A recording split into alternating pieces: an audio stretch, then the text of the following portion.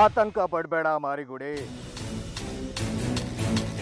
ಶ್ರೀಚಕ್ರ ನಮ್ಮ ಕೈ ಸೇರಿದ ಮೇಲೆ ಅಂತ 100 ಜಾಜಿಯರನ್ನ ಸೃಷ್ಟಿ ಮಾಡಬಹುದು.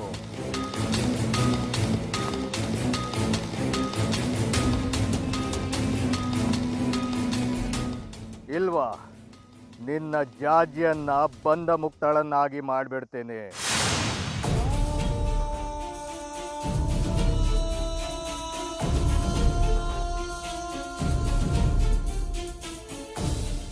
ಅಂತೂ ನೆಮ್ಮದಿ ಗೂಡಾಯಿತು ನಮ್ಮನೆ. ಈಗ ಸಹವಾಸ ಮಾಡಿದ್ರು ಸಜ್ಜನರ ಸಹವಾಸ ಮಾಡಬೇಕು, ಅದು ಹೆಜ್ಜೇನು ಸವಿದಂತಿರುತ್ತೆ ಅಂತ ದೊಡ್ಡವರು ಹೇಳ್ತಾರೆ. ನಾನು ಮನೆಗೆ ದೊಡ್ಡವಳು, ನಾನು ವಿದ್ಯೆಗೆ ಹೇಳಿದೆ ಅಂತ ನಿನಗೆ ಬೇಜಾರಾಗಿರ್ಬೋದು. ಅದು ನಿನ್ನ ಒಳ್ಳೆಯದಕ್ಕೆ ಹೇಳಿರೋದು. ಸದ್ಯ ಅವನ ಸಹವಾಸ ಬಿಟ್ಟಿದೆಯಲ್ಲ, ನನಗದೇ ಸಮಾಧಾನ. ಹಾಲು ಕೊಡ್ಲಾ ಇಲ್ಲ ಶರ್ಬತ್ ಕೊಡ್ಲಾ? ಬಿಸಿಲಿನಿಂದ ಬಂದಿದೆಯಾ, ಸ್ವಲ್ಪ ಸುಧಾರಿಸ್ಕೋ.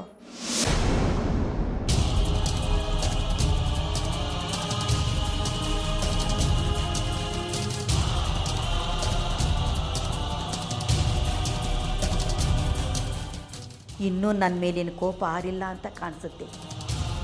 ಏನಾದರೂ ಅಂದ್ಕೊಳ್ಳಿ, ನಾನು ಹೇಳೋದನ್ನೇ ಹೇಳ್ಬಿಡಬೇಕು. ಅದು ನಾನು ಮೊದಲಿನಿಂದಲೂ ಪಾಲಿಸ್ಕೊಂಡ ಪದ್ಧತಿ.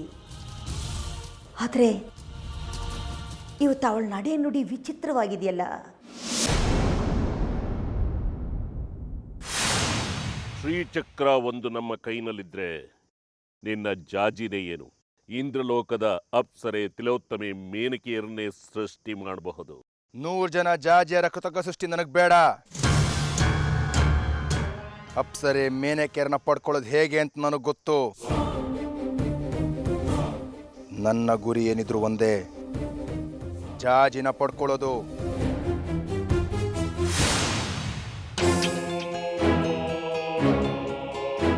ಜಾಜಿ ಜಾಜಿ ಕೊರಗಬೇಡ. ಮದುವೆಗೆ ಮುಂಚೆನೇ ಹೀಗೆ ಮನಸ್ತಾಪಗಳು, ತಪ್ಪು ತಿಳುವಳಿಕೆಗಳು ನಿವಾರಣೆ ಆಗಿಬಿಟ್ರೆ ಮದುವೆ ಆದಮೇಲೆ ನೆಮ್ಮದಿ ಎಲ್ಲ ಸರಿ ಹೋಗುತ್ತೆ. ಬಂಗಾರಿನ ಭೇಟಿಯಾಗಿದ್ಯಾ? ಅದೇನೋ ಪಿಸ್ತೂಲು ಅಂತಿದ್ದೆ, ಏನದು? ಜಾಜಿ ಜಾಜಿ ಹುಷಾರಾಗಿದೆಯಾ? ನೋಡು, ನೀನು ಅವನ ಮೇಲೆ ಜಗಳ ಮಾಡ್ಕೊಂಡು ಬಂದು ಇಲ್ಲಿ ನಮ್ಮ ಮೇಲೆ ಸಿಟ್ಟು ತೋರಿಸೋ ಹಾಗಿಲ್ಲ. ಜಾಜಿ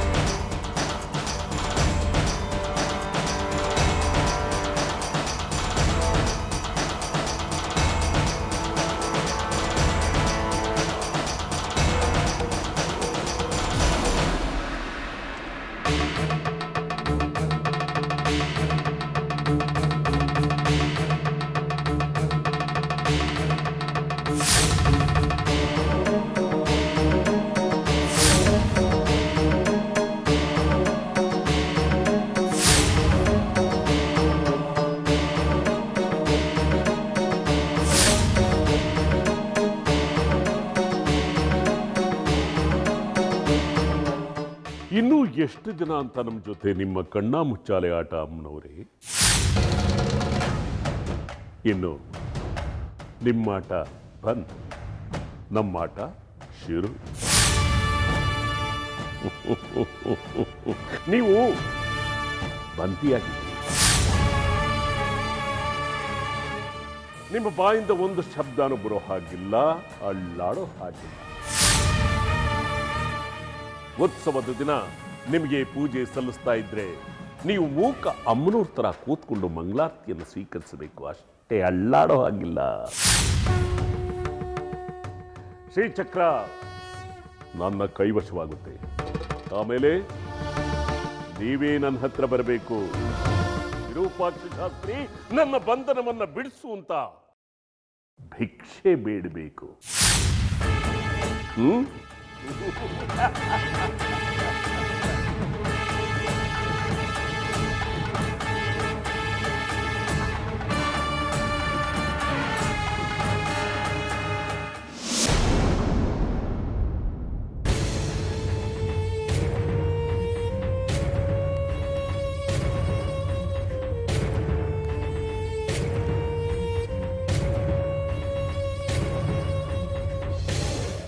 ಏನ್ರಿ ವಿರೂಪಾಕ್ಷ ಶಾಸ್ತ್ರಿಗಳೇ, ಇದೇನ್ರಿ ಅಮ್ಮನವ್ರ ಮುಂದೆ ನಿಮ್ಮ ಪ್ರಲಾಪ?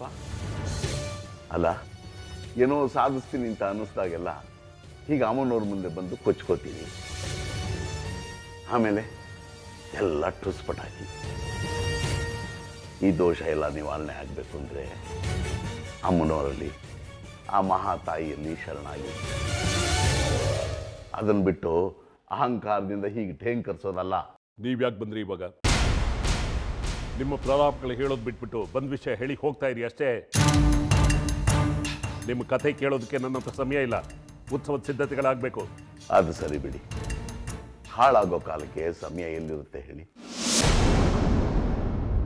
ಜಾಜಿ ಬಂದಿದ್ಲು ನಿಮ್ಮನ್ನು ನೋಡೋದಿಕ್ಕೆ. ಏನು, ನನ್ನ ಕಾಣೋದಕ್ಕೆ ಜಾಜಿ ಬಂದಿದ್ದ? ಹೌದು, ನಿಮಗೊಂದು ಗುಟ್ಟು ಹೇಳಬೇಕಾಗಿತ್ತಂತೆ, ಅದಕ್ಕೆ ಬಂದಿದ್ಲು. ಅದೆಂತದ್ರಿ ನನ್ನ ಹತ್ರ ಅವಳು ಗುಟ್ಟು? ನಿಮ್ಮ ಜೀವಕ್ಕೆ ಸಂಚಕಾರ ಇದೆಯಂತೆ.